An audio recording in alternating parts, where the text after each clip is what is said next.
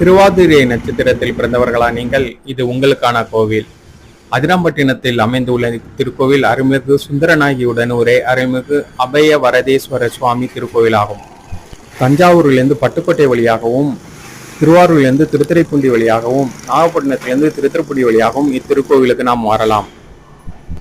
ஸ்ரீ அபய வரதீஸ்வரர் ஆலயமானது திருவாதிரை நட்சத்திரக்காரர்கள் தங்களுடைய வாழ்நாளில் ஒரு முறையாவது வழிபட்டு வணங்க வேண்டிய திருத்தலமாகும். இத்திருத்தலத்தில் என்ன சிறப்புனா, அம்மன் தெற்கே கடலை பார்த்தபடி அமைந்திருப்பதனால் கடல் பார்த்த அம்மன் என்றும் அழைக்கப்படுகிறார். இந்நட்சத்திரத்தின் அன்று இத்திருத்தலத்தில் சித்தர்கள் அரூப வடிவில் வழிபாடு செய்வதாகவும் புராண வரலாறு உண்டு.